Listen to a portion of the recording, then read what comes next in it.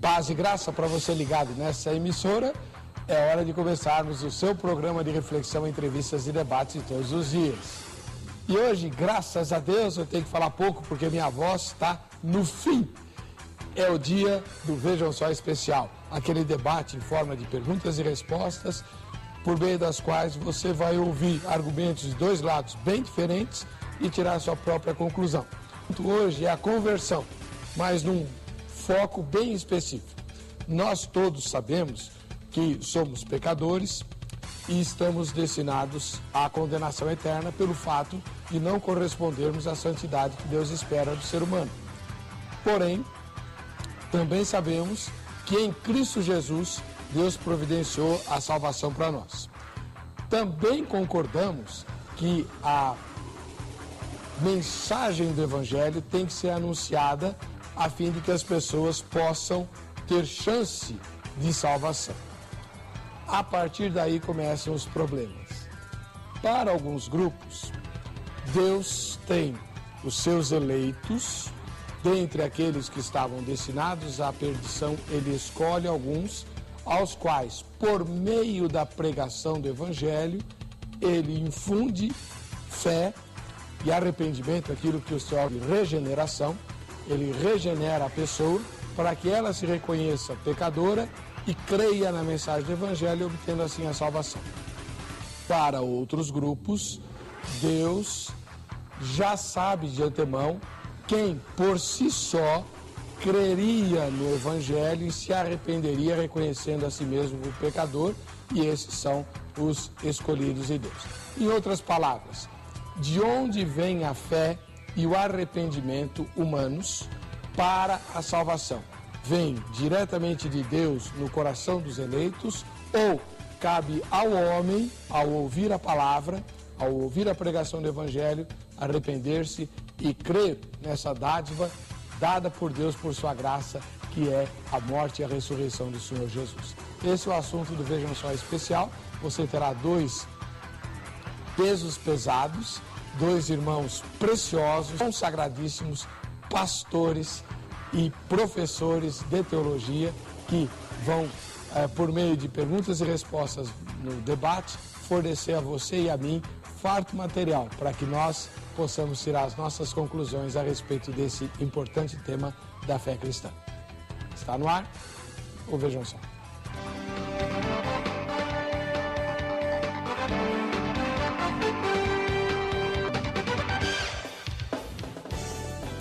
Olá, estamos começando a edição especial do programa Vejam Só, um oferecimento da Academia Teológica da Graça de Deus, que quer te mandar um presente. Como não dá para mandar para todo mundo, a gente vai sortear um. Para você concorrer a esse sorteio, entra no site www.vejamsó.com.br, vote na enquete e você estará habilitado para o sorteio que eu vou fazer no final desse programa e também no final da semana. Bem, conheça agora os nossos debatedores. Conosco, depois de um bom tempo, como é difícil uma brecha na agenda desse irmão. Reverendo Leandro Antônio de Lima, ministro da Igreja Presbiteriana do Brasil, pastor da Igreja Presbiteriana de Santo Amaro, professor do seminário de sua denominação, teólogo jovem brasileiro, já publicou uma teologia sistemática, você não tem noção do que significa isso. O clube de escritores e teólogos sistemáticos no mundo é restritíssimo e nós temos um brasileiro aqui nesse grupo. Parabéns, Reverendo Leandro, pela sua obra. Seja muito bem-vindo, Paz e Graça. Paz e Graça, obrigado, é um prazer poder retornar. Deu certo, graças a Deus, nós conseguimos encontrar um horário para atendê-los. Um prazer estar aqui sempre, eu aprendo muito com os debates também e fico feliz em poder contribuir. Muito bom. Deixa eu mostrar um pouquinho do trabalho do Reverendo Leandro. Esse aqui é o Razão da Esperança. Fala aí, Reverendo.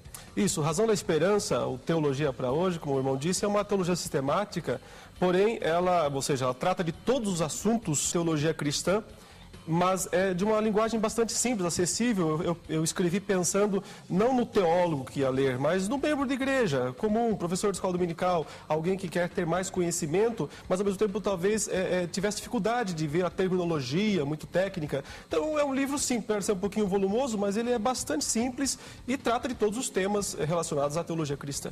Se é teologia sistemática, não tem como não ser volumoso, né? Muito bom. Verdade. E tem aqui Agora quero ver o senhor explicar isso aqui, ó. Dá uma olhada nisso. Acabou de sair o segundo volume de uma trilogia. Olam. O que é Olam? Olam é uma palavra hebraica que significa eternidade, no sentido passado, a ideia de antiguidade, digamos assim, mas é eternidade mesmo. E tem 2, né? 2 é o volume 1 e o volume 2. É uma trilogia. O azulzinho é o volume 1, o vermelhinho é o volume 2 que acabou de sair. Ainda vai sair o 3. Mas só no que vem, ainda estou escrevendo. Mas é ficção? Então, é uma ficção estilo Crônicas de Nárnia, né?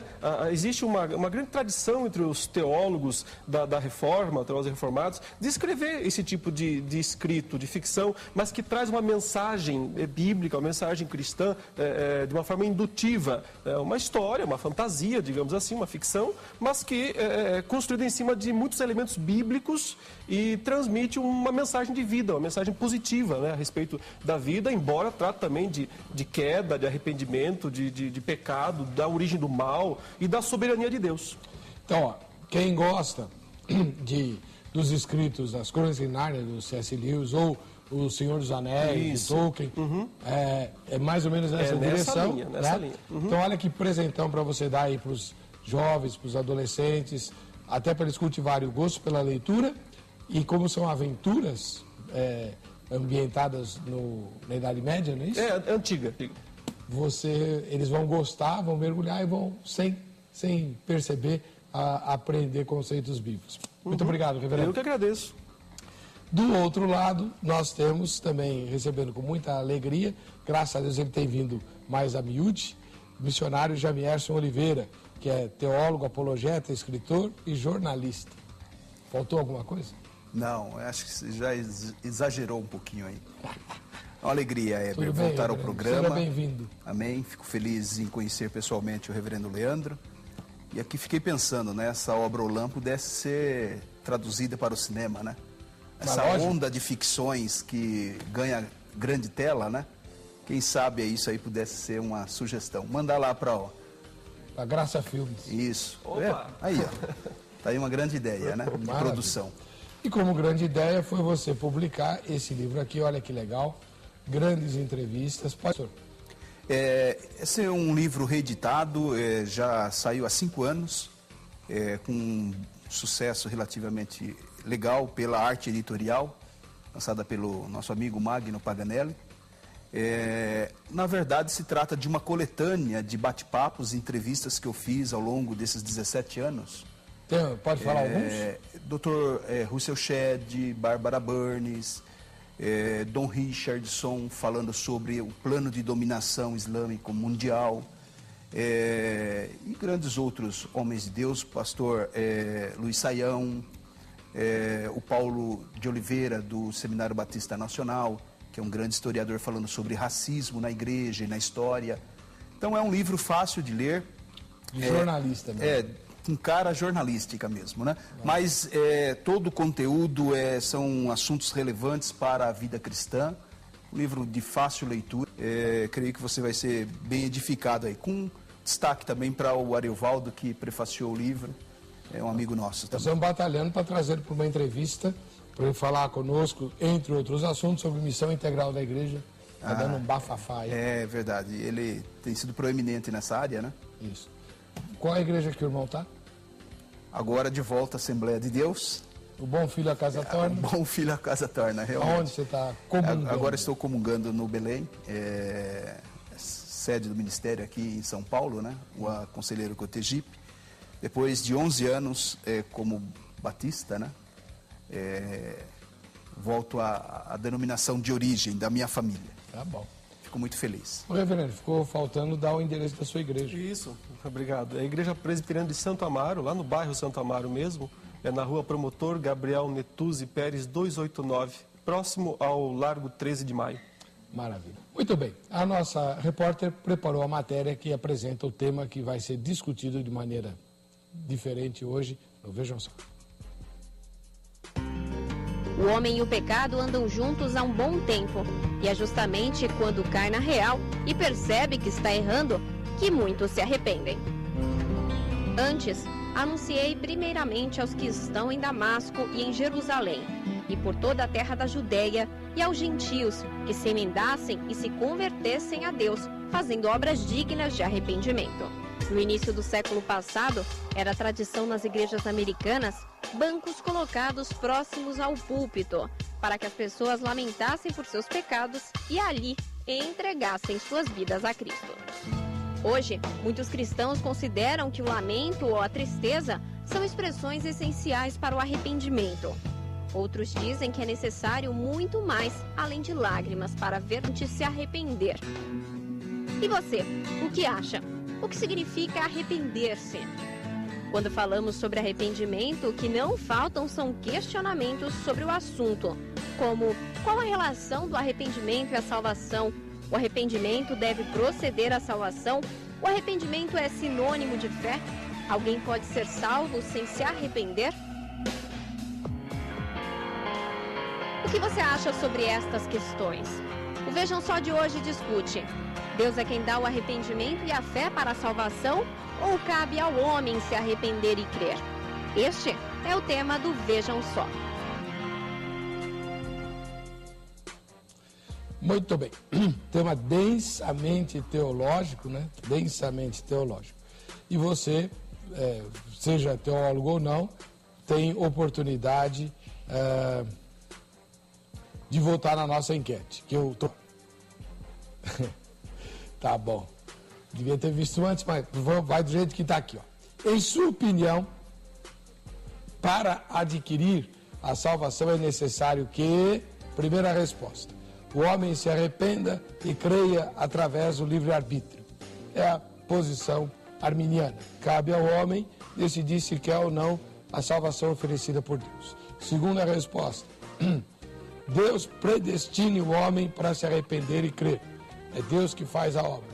O homem é eleito por Deus e vai receber o arrependimento e a fé instaladas no coração pelo Espírito Santo por meio da graça irresistível.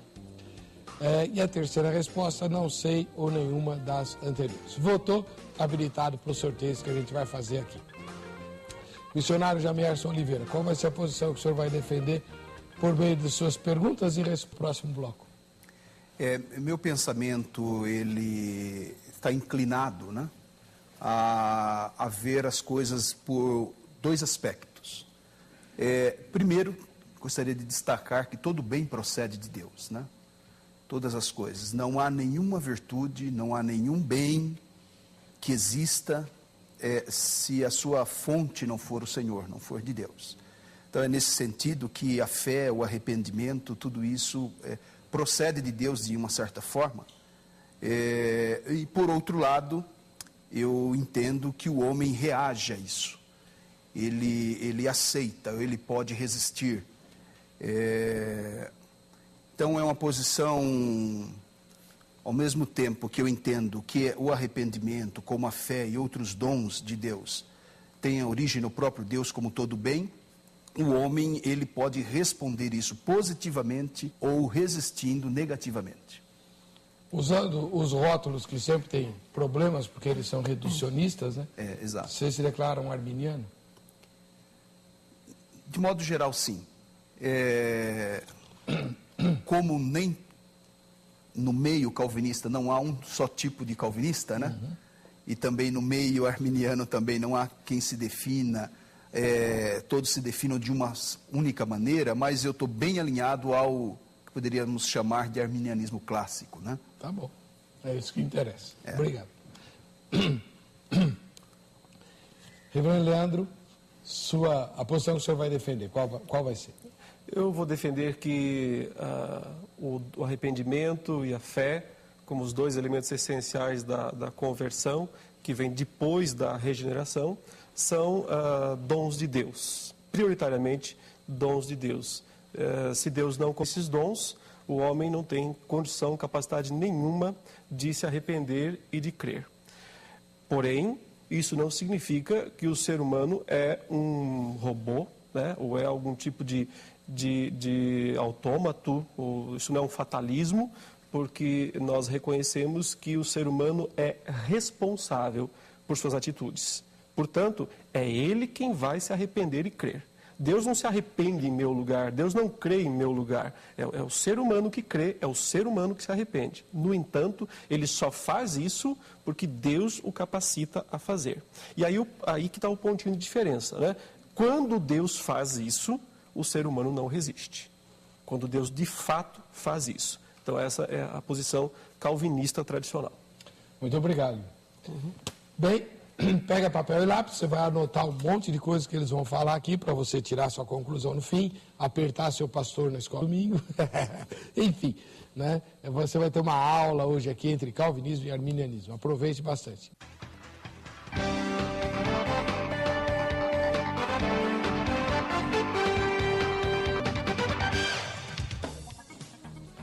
Ok, estamos voltando com o programa. Vejam só, ainda bem que hoje eu não tenho que falar nada, porque é o formato de debate presidencial. Nós vamos discutir mais uma vez as posições dos calvinistas em oposição aos arminianos, né?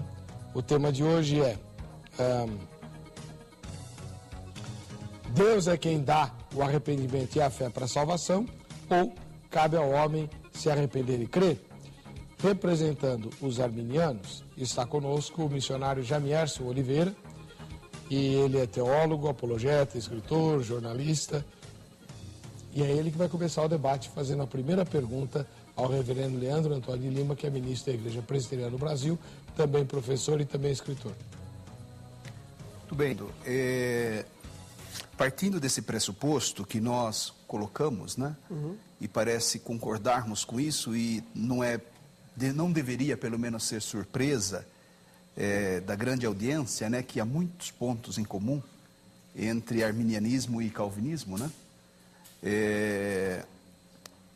Que todo bem procede de Deus e que Deus é a fonte, né? De tudo que há de bom no mundo. Então eu fico pensando assim, quando estamos nos referindo à questão do arrependimento, passa obrigatoriamente pela pregação do Evangelho, né? Porque, conforme Romanos, capítulo 10, verso 17, a fé vem pelo ouvir e ouvir a palavra de Deus. Então, hoje nós pregamos o Evangelho porque, de modo geral, nem arminianos, nem calvinistas, quem são os eleitos, necessariamente todos devem ouvir o Evangelho para se arrependerem, né? Para nascer fé no coração deles, porque a fé vem pelo ouvir a palavra e gera arrependimento e salvação em última instância. Agora, há um personagem nas Escrituras que, sendo Deus, que é a pessoa bendita do nosso Senhor Jesus, ele também pregava o arrependimento, né? Então, conforme Mateus 4,17, desde então começou Jesus a pregar e a dizer: arrependei-vos, porque é chegado o reino dos céus, né?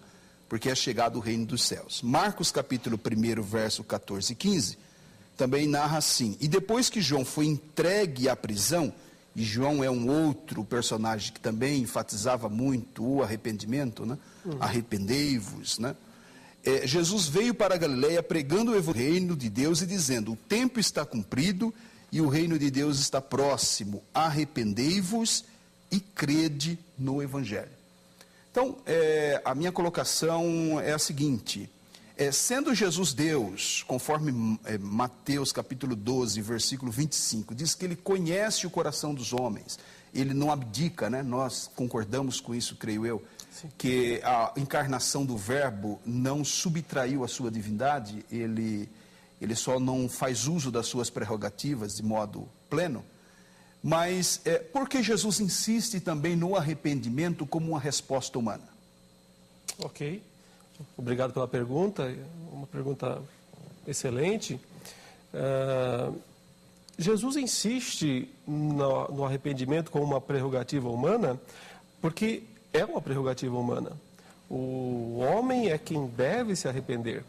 É uma exigência, porque uma vez que o homem quebra a lei, quebra os mandamentos de Deus, o único modo que ele tem de ser salvo é se arrependendo dos seus pecados e crendo na única provisão divina para a salvação, que é justamente o sangue, né? dos cordeiros do Antigo Testamento, mas especificamente o sangue do Cordeiro de Deus que tira o pecado do mundo, que é Jesus Cristo. Então, quando Jesus prega dizendo arrependei-vos porque o reino está perto, é porque é assim que funciona mesmo. Nós precisamos pregar o Evangelho a todas as pessoas, e a responsabilidade de se arrepender e a responsabilidade de crer é do ser humano. Isso é um ensino bíblico, né? O calvinismo, a teologia reformada, né? Eu mesmo não gosto muito do nome calvinismo, né? A teologia reformada, digamos assim, clássica, ela sustenta aquilo que a Bíblia ensina. Ela não selecionar as passagens bíblicas, né? Dizer, bom, essas passagens aqui nos agradam, então nós vamos enfatizar. Essas outras passagens aqui não são tão boas para a nossa doutrina, nós vamos deixar de lado. Então, a teologia reformada procura fazer justiça à Bíblia como um todo, mesmo que, em alguns momentos, fazer isso prejudique um pouco as nossas concepções racionais. Todos nós somos racionalistas, isso é inegável. Nós somos criados no mundo racionalista, nós somos filhos do iluminismo, quer nós queiramos, quer não. O iluminismo, de uma forma geral, ensina que duas verdades não podem ser aparentemente contraditórias. Se elas forem, uma é verdadeira, a outra é falsa. Então, se A é verdadeiro, B é falso, se B é verdadeiro, A é falso. Então, existe a tendência no mundo teológico de dizer assim, ou é verdade que Deus decreta todas as coisas, que Deus tem seus escolhidos, que Deus elege, que Deus dá a fé, que Deus dá o arrependimento, ou é verdade que o homem é responsável, que o homem é livre. Veja, e quando eu falo livre, eu não estou dizendo livre-arbítrio, mas liberdade de agir. Depois, se for possível, eu tentarei esclarecer a diferença entre uma coisa e outra. Mas o fato é que a Bíblia ensina as duas coisas. E, às vezes, ensina isso numa mesma passagem, né? Por exemplo, aquela famosa passagem de Filipenses, capítulo 2, versículos 12 e 13. Quando você lê o versículo 12, ele diz assim, Paulo está falando para os filipenses, meus irmãos, é o seguinte, vocês têm que ralar, viu? Vocês têm que se esforçar para desenvolver a salvação de vocês com temor e tremor. Então veja, o apóstolo Paulo colocando a responsabilidade de desenvolver a salvação sobre os filipenses. Vocês têm que fazer isso. Os dois termos do Antigo Testamento, temor e tremor, ou seja, uma ênfase fortíssima no esforço deles. Pronto. Se tudo acabasse aí, se fosse esse o único versículo, nós diríamos, é o homem quem decide, é o homem quem faz, é somente o homem. Mas aí vem o versículo 13, que diz, porque Deus é quem opera em vós tanto o querer quanto o realizar. Então ele fala, vocês têm que desenvolver a salvação de vocês com temor e tremor, mas Deus é quem opera em vocês tanto o querer, vontade, quanto o realizar, ação, fazer. Portanto, eu não posso eliminar um dos dois versículos. Se eu eliminar só o versículo, ficar só com o versículo 12, eu direi, o homem é totalmente livre, é livre-arbítrio, ele é o responsável único. Se eu ficar só com o versículo 13, eu crio um hipercalvinismo, que existe. Muito dessa ideia. O homem é só um robozinho que Deus vai lá e digita as programadas e diz, você direto para o inferno, você direto para o céu e vocês são, como que diz, programados. Mas a Bíblia ensina as duas coisas. Muito bem. Missionário Jamier, o senhor vai ter um minuto a mais para os seus comentários, porque o Leandro usou o tempo a mais. Então, se o senhor não quiser usar agora, pode usar depois, tá bom? Okay. Mas o senhor tem 3 minutos para o seu comentário. Eu acho que nesse ponto nós divergimos, reverendo, porque o que eu entendo, até entendo João Batista gritando arrependei-vos, os profetas também pregando sobre arrependimento, os apóstolos, nesse conceito que nós não sabemos quem são os eleitos, né? Todo ponto aqui, essa da discussão, perpassa obrigatoriamente pela depravação total, pela eleição incondicional, a expiação limitada ou ilimitada de Cristo. Tal. Quando eu li esses textos do próprio Cristo, né, Deus encarnado, propondo o arrependimento, é porque eu entendo desses textos que embora a fé seja um dom de Deus, quando ele é pregado o Evangelho, Deus espera uma resposta humana, né? Mesmo Jesus, conhecendo o coração daqueles homens e sabendo o que eles pensam, ele espera do ser humano uma resposta. Então, o tema do programa, Deus é quem dá o arrependimento e a fé para a salvação, ou cabe ao homem arrepender-se? É um dom de Deus. Arrependimento e fé é um dom de Deus. Mas Deus espera que o homem responda a isso. E isso parece estar de acordo com todo o restante das Escrituras que fala de arrependimento. Como, por exemplo, algumas passagens notáveis, Provérbios capítulo 28, versículo 13, diz assim: o que encobre as suas transgressões nunca prosperará, né? Mas o que as confessa e deixa alcança misericórdia. Mostrando essa possibilidade humana de rejeitar, né, a luz do Evangelho, da palavra de Deus, do conhecimento de Deus, e não responder ao Evangelho, aquele que encobre as suas transgressões.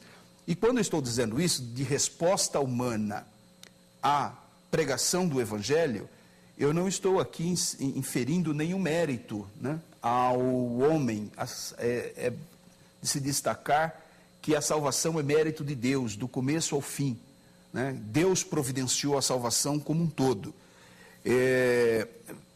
Por exemplo, Jó capítulo 36, versículo 9 e 10, diz assim: então lhes saber a obra deles, veja, através da pregação do Evangelho, porque não tem como o homem ser iluminado e ter consciência dos seus pecados, se não for através da palavra de Deus. E as suas transgressões, porquanto prevaleceram nelas, abre-lhes também os seus ouvidos para a sua disciplina, e ordena-lhes que se convertam da maldade. Então, à medida que Deus oferece luz suficiente, e o Evangelho é essa luz suficiente, João capítulo 1, verso 9, que ele é a luz que ilumina todo homem, né? É um ponto que, para a minha interpretação, também aponta para essa expiação ilimitada de Cristo, que coloca à disposição de todos os homens o entendimento, a possibilidade de se chegar a Deus, e não há mérito nisso, repito, né? Porque é graça, né, abundante. E até mesmo na história de Nínive, que é um caso notável do Antigo Testamento, em que a palavra de Deus chega através do profeta Jonas, está lá no capítulo 3, versículo 1 até o 10, e quando é anunciado o Evangelho, depois da relutância do profeta, o povo imediatamente responde aquilo, né? Aquela profecia, aquela palavra de condenação que está sobre eles. Eles reconhecem os seus pecados, não só o povo, mas inclusive todos os governantes. E Deus, versículo de número 10, agora acho que eu vou emprestar um minuto depois para o reverendo. E Deus viu as obras deles que se converteram. Então, essa resposta humana que eu gostaria de deixar claro, que Deus espera isso do homem. Tá bom. Agora é a vez do reverendo Leandro fazer a primeira inquirição ao missionário. Ok. Lá em Efésios capítulo 2, versículo 1, o apóstolo Paulo escreve dizendo assim: estando vós mortos nos vossos delitos e pecados, nos quais andastes outrora, segundo a inclinação da vossa carne, segundo o curso deste mundo, segundo o príncipe da potestade do ar, né, o mundo, a carne e o diabo. Então, quer dizer, Paulo descreve ali um estado do ser humano como sendo de morte espiritual. Como alguém morto espiritualmente pode se arrepender e crer por si mesmo, se ele não for antes vivificado, se Deus antes não lhe der vida? Como que alguém morto nos delitos e pecados poderia se arrepender e crer por si mesmo? 3 minutos, missionário. O entendimento nosso é de que a graça de Deus, aonde abundou o pecado, superabundou a graça. O entendimento do arminianismo clássico passa obrigatoriamente pelo aquilo que é chamado na teologia arminiana graça preveniente, né? Em que há uma abundância de amor de Deus. E esse amor de Deus, nesse texto citado, inclusive demonstra isso, onde abundou o pecado pecado abundou em toda a raça humana, superabundou a graça, né? conforme também o texto de João capítulo 1, verso 9, que ele é a luz que ilumina todo homem. João 3:16, porque Deus amou o mundo de tal maneira. Então a gente precisa olhar a criação da perspectiva de Deus, que é o quê? A perspectiva do amor. O amor de Deus é o seu principal atributo, não em demérito a nenhum outro, a sua justiça, o seu poder, etc. Mas o amor de Deus é a característica mais marcante do Criador, né? E quando ele cria o mundo, tanto o mundo espiritual, o mundo físico, é uma demonstração de graça, é uma demonstração de amor, de um amor abundante. Então Deus providencia, através da consciência, através da palavra, através do Espírito Santo, luz suficiente, né? O homem, ele está morto mesmo, mas a graça de Deus, essa graça preveniente, que tem como origem a cruz, né? É a obra redentora de Jesus, aquele que foi morto, né? O cordeiro que foi morto antes da fundação do mundo. Está na eternidade o sacrifício de Cristo, com implicações em todas as suas dimensões. Que provoca no homem, é um estímulo de reação no homem, para que ele responda ou não o Evangelho. E é nesse sentido que, de fato, ele nos vivifica. Não é mérito nosso, não há uma reação do orto. E esse também é um outro ponto de convergência entre arminianismo e calvinismo, da depravação total do homem. Nós também pensamos assim, que o homem não, inclusive a sua vontade é escrava do pecado. Mas a graça de Deus, que alcança o homem de forma abundante, possibilita que ele reaja, e Deus espera do homem que ele reaja à sua mensagem, né? Respondido? Respondido. Então, reverendo, 3 minutos para o seu comentário. Ok. Nesse ponto, eu acho que a posição do irmão se aproxima bastante da posição reformada, né? Talvez, por estar bastante envolvido com a teologia arminiana, só faltou dizer, Deus deu vida. Né? De fato, é o que o texto de Efésios 2:1 diz.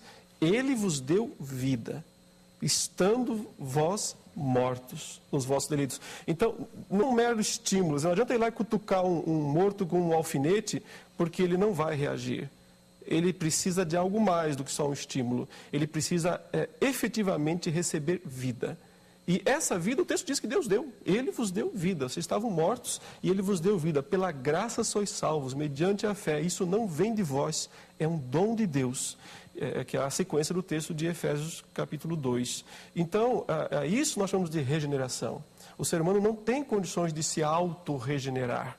Ele precisa dessa primeira obra da graça de Deus, que é a regeneração, que é o dar vida, que é tirar aquele coração morto, né, aqueles ouvidos surdos, e capacitar esse ser humano de uma forma efetiva, eficaz, para que ele se arrependa e para que ele creia. A ilustração melhor que existe, eu acho que nesse sentido, é o que Jesus fez com Lázaro, né? Jesus ressuscitou Lázaro fisicamente, mas os milagres de Jesus sempre significavam algo mais do que apenas milagres físicos. E na ressurreição de Lázaro, ele mostrou o maior dos milagres, dar vida espiritual. Lázaro está morto, nada nem ninguém pode levantá-lo da morte. Ele não consegue voltar à vida sozinho.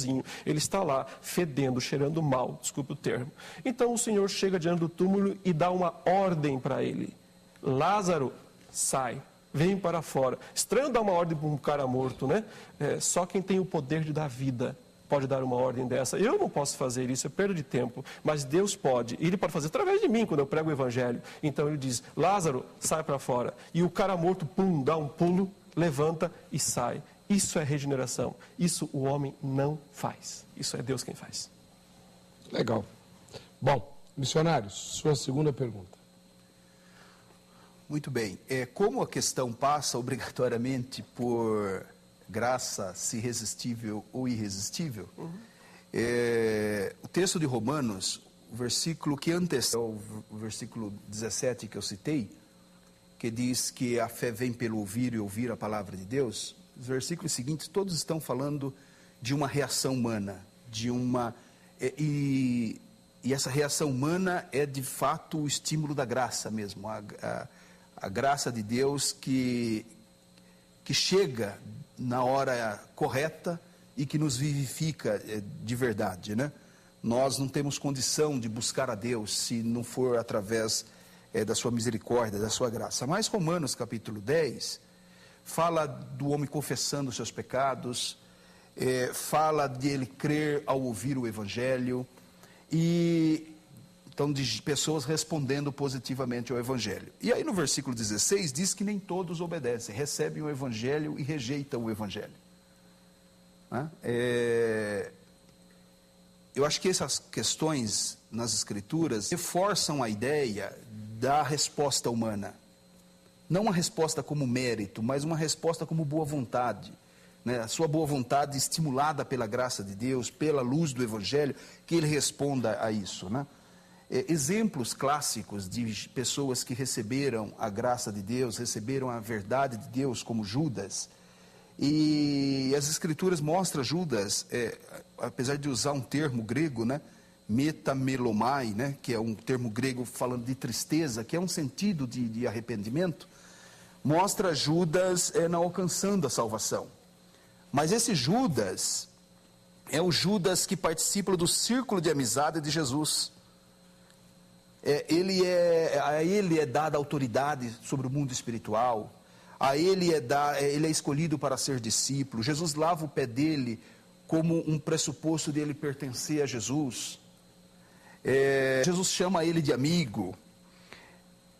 E o próprio Cristo é quem diz que deu a vida pelos seus amigos. Então, se ele considera Judas, ele não está brincando com os sentimentos de Judas.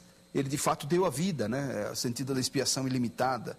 Por que Judas então rejeita a salvação? Ele não se arrepende, tendo toda a condição de luz possível, e ele não se arrepende. A pergunta é muito útil, porque eu acho que ela ajuda a ilustrar o meu ponto, justamente porque não é apenas um estímulo que pode trazer uma pessoa para a vida, se ela está morta nos seus delitos e pecados. Não é apenas o ver sinais, ou até mesmo o realizar sinais, que torna uma pessoa regenerada, mas é a obra da graça eficiente, a obra da graça eficaz no coração daquele que Deus desde toda a eternidade escolheu.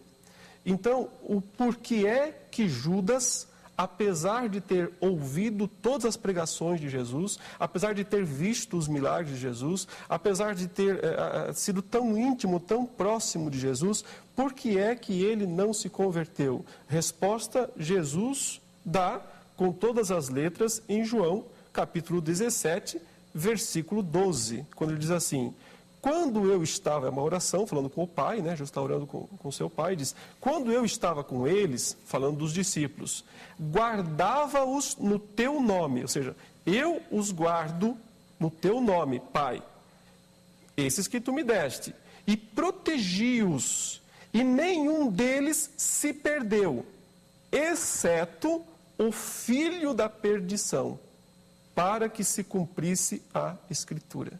Então, o que Cristo está dizendo é o seguinte: Pai, eu estou guardando, cuidando dos discípulos que tu me deste. Aí, os 12, mas não todos. Todos vão ser, eu estou guardando para que eles não pequem, todos, exceto um, o filho da perdição. Então, Jesus chama Judas de o filho da perdição. E diz que Judas não vai ser salvo, que ele vai se perder para cumprir a Escritura. Então, necessariamente, Judas não foi salvo por dois motivos. Primeiro, o Senhor não o escolheu para a salvação. Ele é o filho da perdição, ele está destinado nesse sentido, eu usaria o termo pré-ordenado, conforme a Confissão de Fé do Westminster, não usa predestinado para a perdição, mas pré-ordenado para a perdição. E, no entanto, ao mesmo tempo, a Bíblia ensina que o Judas é responsável pelos seus atos. Está lá, por exemplo, em Lucas 2:22, quando o Senhor está na última ceia e o Senhor diz assim: a mão do traidor está comigo à mesa. Criou um clima ali na última ceia, porque estavam ali os 12 discípulos. E aí Jesus diz uma coisa interessante no versículo 22 de Lucas 22. O Filho do Homem vai segundo o que está determinado. Ou seja, o traidor tem que trair. O traidor vai trair. Porque o Filho do Homem precisa morrer na cruz. O que vai acontecer com o Filho do Homem é o que está determinado. Primeira verdade do versículo. Segunda verdade do mesmo versículo. Mas ai daquele por intermédio de quem ele está sendo traído. Então, ai do Judas. Porque o que ele vai fazer, embora esteja determinado por Deus, o que ele vai fazer porque ele é o filho da perdição. Eu não o guardei. Ele disse todas as letras aqui. Eu não o guardei. Mas ele vai fazer porque ele quer. Ele é o único culpado. É o que a Bíblia ensina. É fácil de reconciliar isso na nossa mente, é fácil de harmonizar, é terrível para a nossa mente entender isso. Mas é o que a Bíblia ensina, e eu creio nisso. Bom, missionário Jamier, o senhor tem 3 minutos mais 30 segundos só, para comentar. A grande questão que eu levanto é, Judas era o filho da perdição porque ele foi feito filho da perdição, ou porque ele se fez filho da perdição, né? Tendo sido iluminado, como ele foi pela verdade, tendo desfrutado do círculo de amizade com Jesus, eu acho mais natural pensar, Heber, que diferente dos ninivitas, que também havia uma sentença de morte sobre eles, em 40 dias essa cidade será subvertida e Deus destruirá todos vocês. Havia uma pré-condenação sobre os ninivitas, como havia condenação, como há uma condenação sobre todos nós, porque todos pecamos. Judas não é mais pecador do que eu. Judas não é. Inclusive Jesus disse isso dos galileus, que vocês acham que eles são mais pecadores do que vocês? Se vocês também não se arrependerem, vocês também serão destruídos. Não há maior pecador ou menor pecador. Há pecador penitente, que reconhece a sua miséria e responde voluntariamente à graça de Deus, é uma resposta, né? E pecadores impenitentes, né? Como o texto de Apocalipse, que mostra 2 outros grupos de pessoas também resistindo. Lá em 2 Timóteo capítulo 2, verso 25, Paulo fala de pessoas que estão sendo instruídas e que resistem à palavra de Deus. E também Apocalipse 6:9 fala de um outro grupo de pessoas que mesmo ouvindo o Evangelho, tendo acesso à verdade, sendo inclusive instigados, castigados até por Deus, diz o versículo que eles não se arrependeram para lhe dar glória. Então parece-me que a teologia bíblica, de modo amplo e geral, coloca a graça de Deus à disposição do homem, como estava à disposição de Judas, e que o homem responde a ela. O homem responde a ela, ele deve responder a ela. Aí você diz assim, mas por que alguns não respondem positivamente? Eu gosto de dar a seguinte ilustração. O sol é um só, sobre o barro e a cera.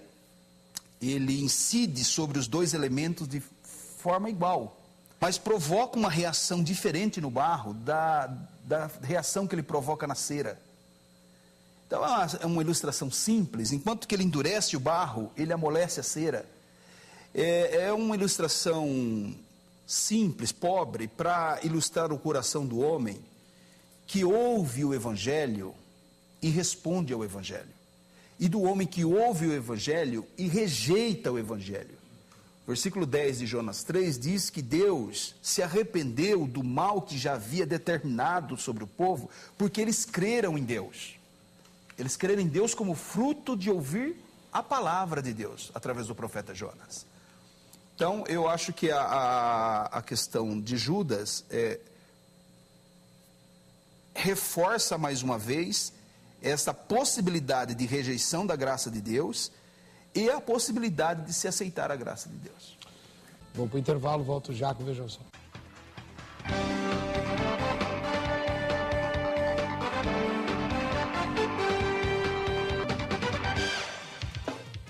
Muito bem, estamos de volta com o programa Vejam Só, agradecendo o carinho da sua audiência. Hoje é o dia, graças a Deus, né, que eu não preciso falar quase nada, é o formato de debate por meio de perguntas e respostas, né? E está conosco aqui o reverendo Leandro Antônio de Lima, que é ministro da Igreja Presbiteriana do Brasil e professor no seminário de sua denominação. E ele vai fazer a segunda pergunta a Jamierson Oliveira, que é um apologeta e jornalista. Ok. Eu gostaria de fazer a próxima pergunta pensando no texto de João, capítulo 6. A partir do versículo 40 de João, capítulo 6, o Senhor disse algo que parece vir ao encontro até do que o irmão falou agora há pouco. De fato, a vontade de meu Pai é que todo homem que vir o Filho e nele crer tenha a vida eterna e eu o restaurei no último dia. Deus tem essa vontade, Ele deseja que todo mundo... Ele não quer ninguém no inferno, no sentido de vontade e desejo. Ele não tem prazer na morte do perverso, mas nós queremos que Ele, mesmo assim, predestinou aqueles que iam ser salvos. Por quê? Porque na sequência, os judeus reagem a essa declaração de Jesus, diz o verso 41. Murmuravam, pois, dele os judeus, porque dissera, eu sou o pão que desceu do céu. E diziam, ele não é aquele filho de José? Acaso é o pai dele, a mãe dele, os irmãos, te conhece todo mundo? Está falando aí, eu desci do céu. E aí vem esse versículo aqui, o 44, quando Jesus, após dizer para eles, olha, não murmurem entre vocês. E ele dá essa declaração no verso 44. Ninguém pode vir a mim, isso Jesus está falando, se o Pai que me enviou não o trouxer. Usa uma palavra aqui que até é forte, né?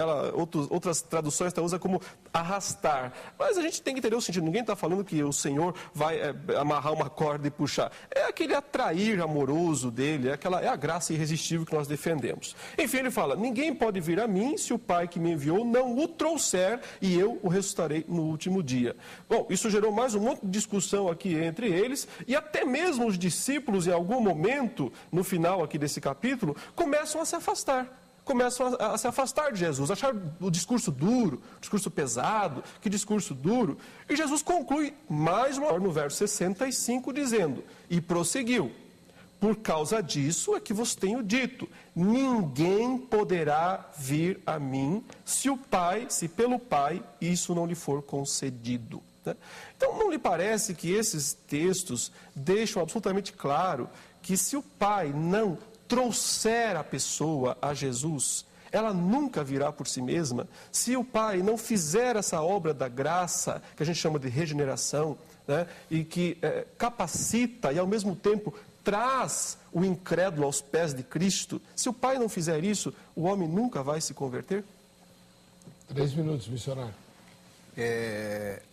Esse texto, ele normalmente é utilizado nesse sentido da graça irresistível, mas é de concordância das maiores autoridades no grego, que o termo ali, que o irmão está traduzindo como arrastar, ele tem um sentido de chamar, de alguma coisa que é como se algo se levantasse no meio de uma tempestade, olha, aqui há uma possibilidade de salvação, um porto seguro, há uma boia aqui. Alguma coisa exercendo uma certa atração, e não algo de fato que obrigue a pessoa a responder aquilo. Então, para ser bastante honesto com o termo grego, a palavra grega que aparece aí nesse versículo 44, ele não dá essa conotação de algo indefinitivo que Deus esteja fazendo, mas que algo que Deus exerce, é Deus que inicia a relação de aproximação com o homem. Eu repetidamente disse aqui que o homem não tem como reagir, de vir ao encontro de Deus, por suas próprias forças, né? É preciso a luz do evangelho, né? Então eu acho que esse próprio entendimento da palavra grega, no sentido de chamar apenas, e nem todo mundo que você chama te responde, nem todo mundo que você exerce uma atração você conquista, e já responde por si só o versículo. O caso de Judas, o caso de Esaú. Se a Bíblia chama Esaú Judas e filho da perdição, não chama Esaú. E fala que Esaú não encontrou lugar de bênção por uma outra questão. Chama ele de profano, fornicário, alguém que profanava, um sacrílego, né? A pessoa que torna impura coisas santas, numa referência à primogenitura, aquela história dele com o seu irmão Jacó. e diz que ele chorou muito buscando a bênção, mas não achou lugar de arrependimento no coração dele. Ou seja, e interessante que a palavra ali, arrependimento, é metamelanoi, que é apenas tristeza.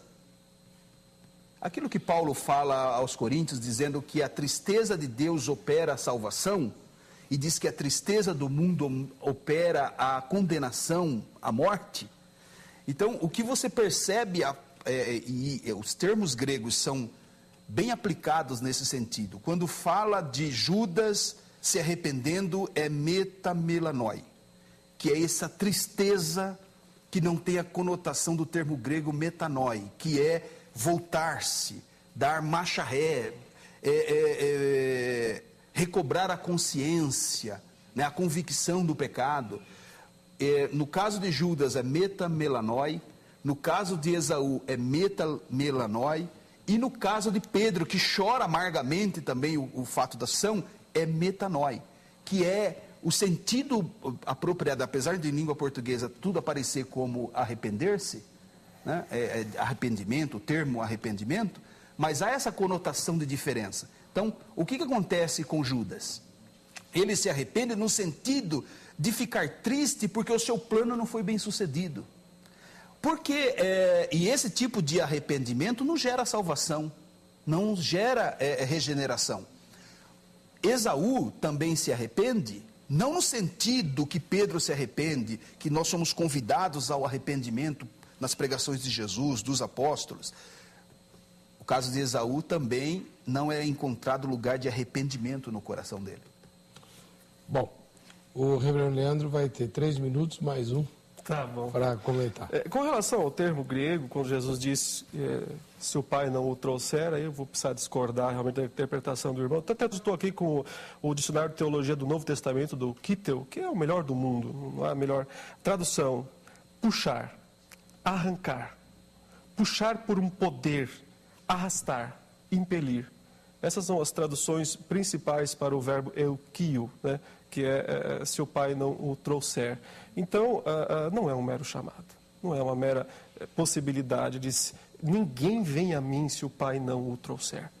Isso é uma coisa bem definitiva. Com relação ao arrependimento, concordo plenamente. O arrependimento de Judas foi um arrependimento falso, porque ele cumpre só 50% da coisa, né? Precisava haver fé depois, e não houve. Então só houve arrependimento, só houve a tristeza, né? Uma espécie de remorso pelo seu pecado. Diferentemente de Pedro que peca igual Judas, na mesma noite, né? Traz Jesus, nega Jesus, vai, chora amargamente, eles vão muito para o momento. Mas depois um vai e se mata, e o outro retorna para o Senhor arrependido. Por quê? Por que um vai e se mata? Por que o outro volta e retorna? Por causa de Deus, não por causa diretamente deles. Porque Deus fez algo especial em Pedro que não fez em Judas. Judas é o filho da perdição, o texto diz. A Escritura, para se cumprir, Judas tem que trair a Jesus. Então ele é o filho da perdição. Lembra que o Pedro, um pouco antes, assim, todo o Senhor de si falou: Senhor, eu estou disposto a ir até a morte pelo Senhor. Esses aí podem trair o Senhor, mas eu nunca. Aí Jesus disse o que para Pedro? Pedro, Satanás reclamou a tua alma para te peneirar como trigo. E eu tenho uma má notícia para te dar: Deus deixou. Deus autorizou que ele faça isso com você. Mas eu roguei ao Pai para que a tua fé não desfaleça. Então, por que é que Pedro trai, mas não perde a fé? Porque ele diz: eu roguei ao Pai. O Senhor está guardando Pedro. Por que Jesus não fez isso com Judas? Se Jesus tivesse falado a mesma coisa para Judas: olha, a coisa está feia para o teu lado, mas eu vou insistir com Deus para que a tua fé... Não faz isso com Judas, mas faz isso com Pedro. Então, a soberania de Deus determinou que Pedro fosse salvo. A soberania de Deus não determinou que Judas fosse salvo. Pedro se arrependeu e voltou. Judas não se arrependeu, ou se arrependeu parcialmente, não teve fé, foi e se matou. Ele é responsável pela ação dele, eu não quero negar isso. Muito bem. Eu vou para o... Não vou para lugar nenhum. Ai. Missionário Jamierson, é a sua vez de fazer a terceira e provavelmente última pergunta do programa do seu lado. Muito bem. Eu quero levantar a questão da Arca de Noé, reverendo, que é um arquétipo, né, da salvação ampla e restrita de Deus, como o próprio Cristo, né, foi. Inclusive, quando João 3,16 menciona Jesus sendo erguido, colocado na estaca, na cruz, né?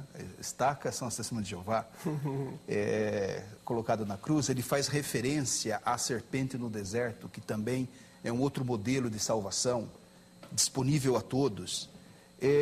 O que gerou, o que fez com que um grupo entrasse na arca, de apenas 8 pessoas, né?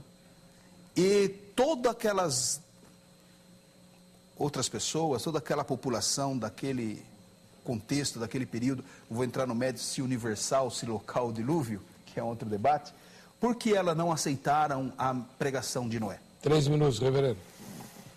Porque Deus escolheu a Noé e a sua família para que eles continuassem a semente prometida de Gênesis 3,15, né, quando Deus fala que um descendente da mulher virá e esmagará a cabeça da serpente. Essa descendência se corrompeu, se poluiu, né, digamos assim, até o capítulo 6, ao ponto que o início do capítulo 6 de Gênesis diz assim que a maldade do homem se multiplicou na terra e era continuamente mal todo o desígnio do seu coração. Aí Deus diz, eu vou destruir tudo o que eu fiz, todos os animais, todos os homens, eu vou destruir todos. E aí o Senhor declara, ou a Bíblia declara algo interessante no versículo 8, que diz, porém, Noé achou graça diante do Senhor. Então, o motivo pelo qual Noé e o resto do mundo não, mas apenas sua família. E veja que, na verdade, é Noé, porque a família vai de carona. Tanto é que depois até um dos filhos peca e tudo mais. A família vai de carona, é o Deus da aliança, não é esse o assunto. Mas Noé achou graça. Então, respondendo assim de uma forma bem direta, foi a graça de Deus. A graça de Deus em escolher Noé, em capacitar Noé, em chamar Noé, em dizer, construa a arca, faça isso, faça dessa maneira, está aqui a planta, e você vai entrar na arca, e a sua família vai entrar na arca, e vocês vão começar, eu vou renovar a aliança com vocês, e vocês vão começar uma nova história no mundo. Deus fez isso porque Ele amou, escolheu a Noé, e não fez isso com os outros homens do mundo. 3 minutos para o seu comentário, missionário. O entendimento de outras passagens nas Escrituras, eu acho que nos leva numa outra direção. Numa direção de que o arrependimento é uma resposta do homem à graça de Deus, à mensagem do Evangelho. Veja que mesmo no céu, os anjos, que têm um conhecimento, penso eu, um pouquinho melhor que o nosso, da realidade do mundo espiritual e das verdades de Deus, inclusive a Bíblia diz que nós fomos feitos menores do que os anjos, né? Estamos limitados pela carne, enfim, os anjos de Deus são santos, diz que há alegria no céu por um pecador que se arrepende. Então, eu penso que um texto como esse, de seres que estão na perspectiva eterna, celestial, que olhem para a terra e veem pecadores se arrependendo, eu acho que empresta crédito à interpretação que estou dando, não de eleição incondicional, não de expiação limitada, mas de expiação ilimitada, de possibilidade de salvação para todo homem, dependendo que ele reaja, né? O mérito da graça de Deus, vamos deixar sempre isso bem claro aqui. Veja um outro texto, parece que aponta nessa direção, reverendo. Diz assim, né, Lucas 24:47, e disse-lhes, assim está escrito, e assim convinha que o Cristo padecesse e ao terceiro dia ressuscitasse dentre os mortos, e em seu nome se pregasse o arrependimento e a remissão dos pecados em todas as nações, e começando por Jerusalém. Atos capítulo 2, verso 36 ao 38, pregação de Pedro, ali após o Pentecostes.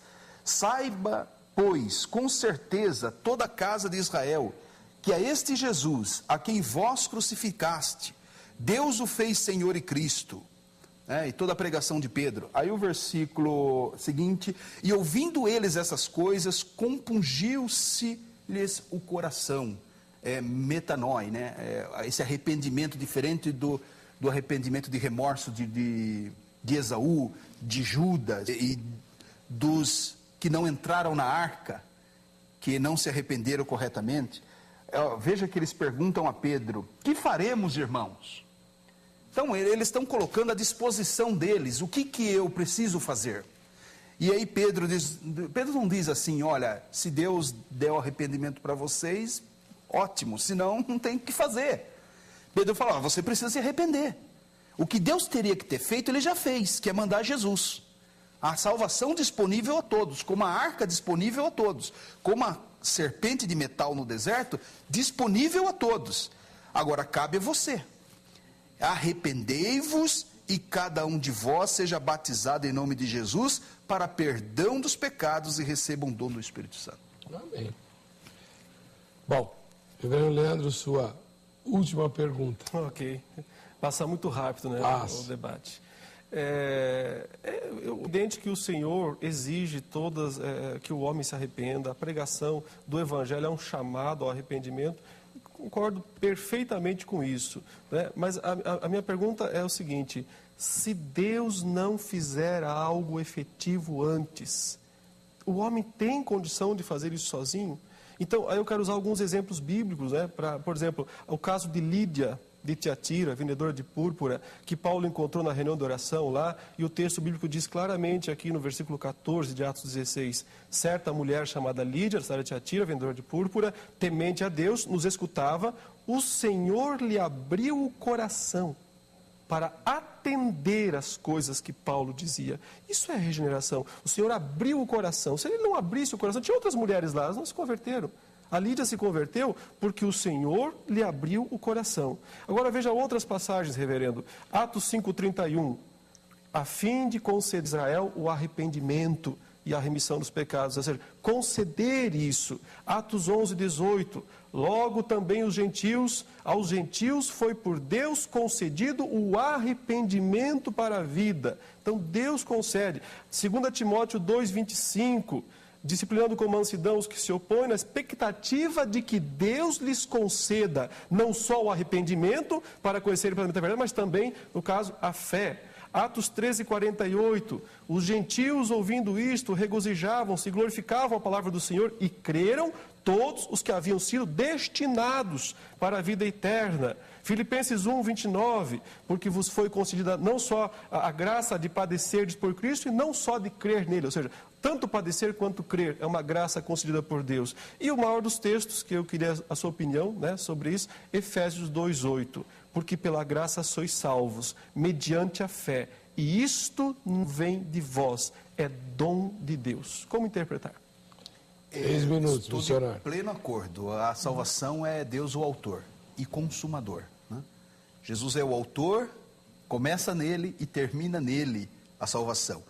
Repito, não há mérito em nós recebermos a graça de Deus, respondermos a isso. É como se alguém está morrendo ou está morto, você oferece ajuda, que é o nosso caso, Deus oferece ajuda através do seu Filho e nos vivifica, e não há mérito em nós respondermos a isso, aceitarmos a isso. Uma outra ilustração: alguém está às portas da morte por causa de fome, você lhe oferece um copo de água, um pão, essa pessoa aceita e é nutrida e sobrevive. Que mérito há nela de ter aceitado aquela oferta generosa sua? Nenhum. Então, nós não podemos confundir os conceitos. A salvação é obra de Deus, mérito exclusivo do Senhor, não há mérito nenhum em nós. A fé é dom de Deus mesmo, vem dele, a origem é dele, e nós devemos exercer arrependimento, né?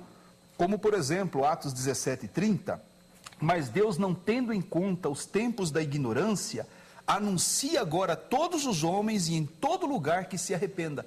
Olha a bondade de Deus, disponibilizando o Evangelho para que todo mundo possa ter contato com o Evangelho e reagir ao Evangelho. Atos 26:20.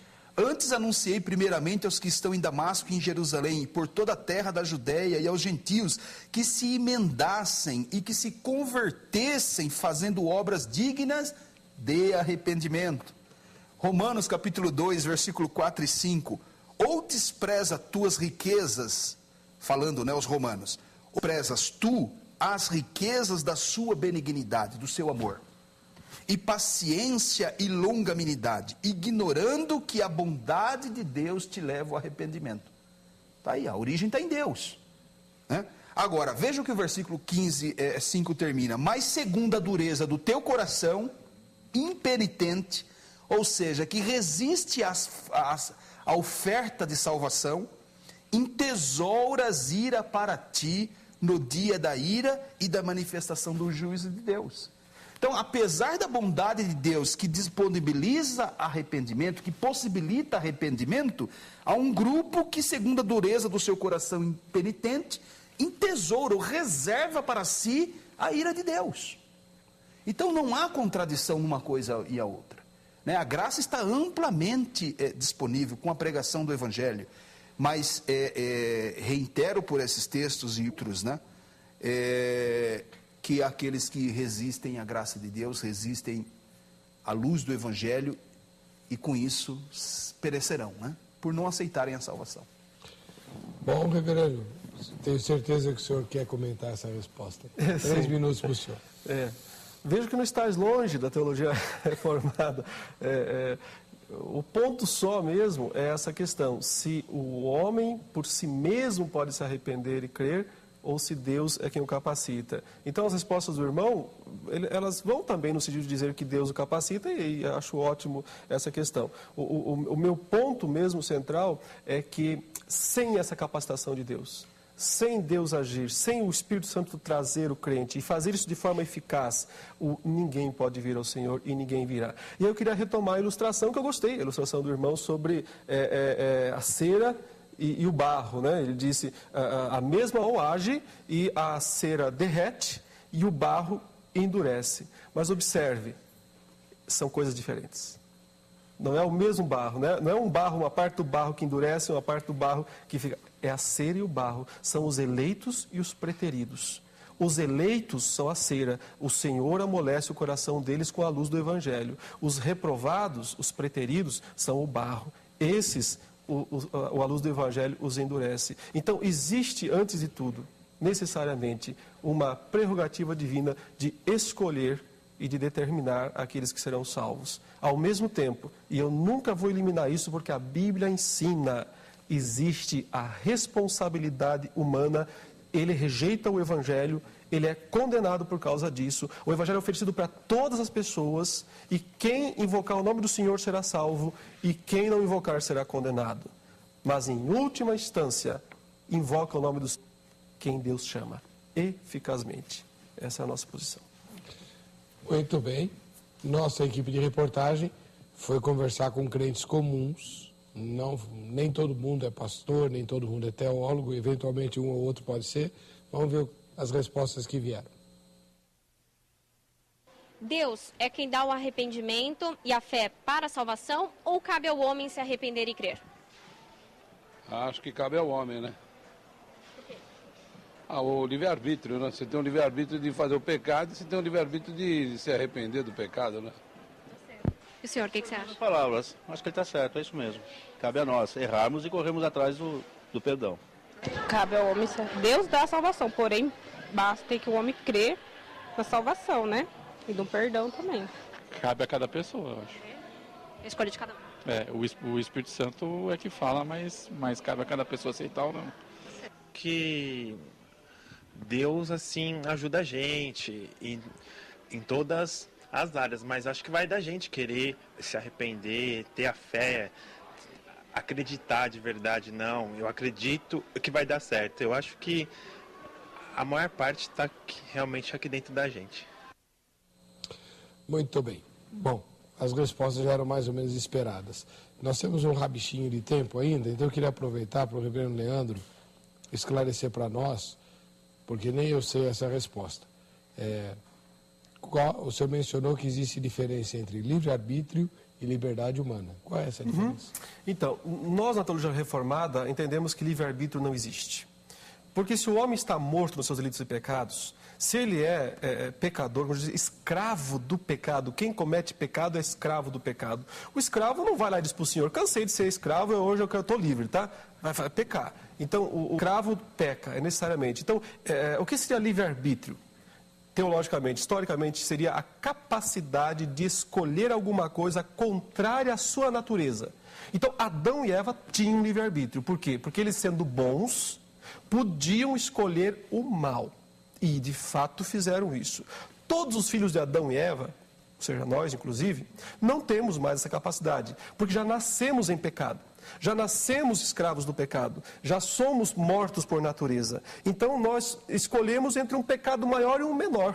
A nossa escolha é sempre para o mal, é sempre para o pecado. Até o dia em que Deus chega e abre o coração, ilumina, chama, traz, então, esse homem morto, né, para a vida. Qual é a liberdade que ele tem? A de agir. Então, a gente fala livre agência, não livre arbítrio. Nós, os reformados. Livre agência. O que é a livre agência? É a capacidade de agir livre, mas de acordo com a minha natureza. Não contrária à minha natureza. Então, a minha natureza de pecador, eu vou poder pecar mais ou menos, eu vou escolher entre esse ou aquele pecado. Isso é uma livre agência, a liberdade de agir dentro da minha natureza. Livre-arbítrio é agir contra a natureza. Então, Adão e Eva tinham livre-arbítrio. Nós todos temos apenas livre agência. O senhor concorda que nós não temos mais livre-arbítrio? Num sentido pleno, como Adão e os primeiros pais, e Eva, né? Nossos primeiros pais tinham, de fato nós perdemos, né? O arminianismo clássico entende também a depravação total do homem. Ele só difere, eu acho que nesse ponto do calvinismo clássico também, não diferente do hiper-calvinismo, dos mais radicais, parece faltar na teologia calvinista essa resposta do homem. É uma coisa assim coerciva, e você vem a laço, né? Como o irmão limitou a tradução do termo grego ali, de atrair, de arrastar. Então, acho que é esse ponto que fica bem distinto. O que, se me permite, eu queria ler só uma fala de Armínio. Tem que ser bem rapidinho. É bem rápido. Bem rápido. Eu atribuo a graça ao começo, a continuidade e a consumação de todo bem. E a tal ponto eu estendo sua influência que um homem, embora regenerado, de forma nenhuma pode conceber, desejar, nem fazer qualquer bem, nem resistir a qualquer tentação do mal, sem esta graça preveniente e estimulante e, consequentemente, cooperante. Desta declaração, claramente parece que de maneira nenhuma eu faço injustiça à graça, atribuindo o que é dito de mim sobre o livre-arbítrio. A graça de Deus é uma certa força irresistível. E se tratando desse quesito, creio, de acordo com as Escrituras, que muitas pessoas resistem ao Espírito Santo e rejeitam a graça que